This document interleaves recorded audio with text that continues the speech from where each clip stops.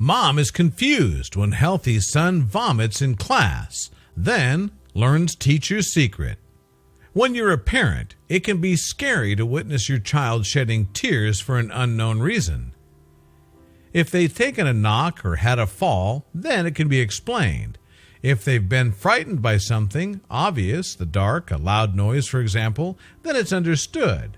But what about when they're sent home from school early in floods of tears? Obviously, your first instinct is to expect bullying, which is why it was even more distressing for Mom Kalisha when her 4-year-old Kaylon Johnson Cheney was sent home from school, having spent the last part of his day crying so hard he physically vomited.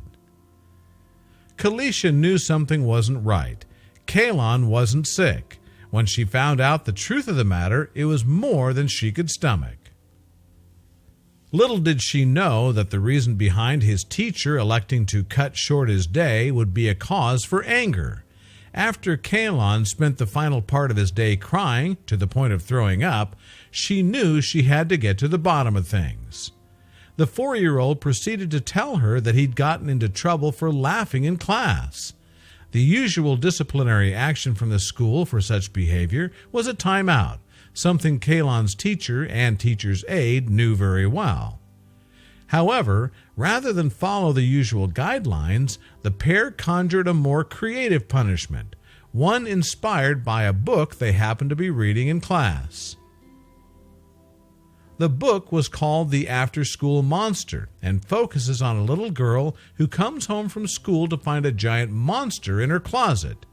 The only way for her to defeat him is through channeling her own courage.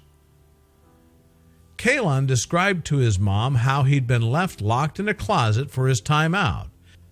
As if this wasn't infuriating enough for his mom to hear, she then learned that the teacher told him that this was no ordinary closet. Instead, Kaylon's teacher had explained there was a monster in there, referring to it simply as the monster closet. Kaylon was suitably terrified by this, as were his classmates, some of whom also spent time in there. When you consider that the children placed inside the monster closet, all of whom were left there for up to 5 minutes at a time, were between the ages of 3 and 4, you begin to understand how distasteful the act is. Dr. Annette Clough, the superintendent at the school, said she was appalled to find out, and that not being there to investigate the matter immediately made her even more angry. Both the teacher and the teacher's aide were immediately suspended without pay, and rightly so. No child should have to endure the psychological stress that Kaylon and his classmates were put through as a result of their teacher's actions.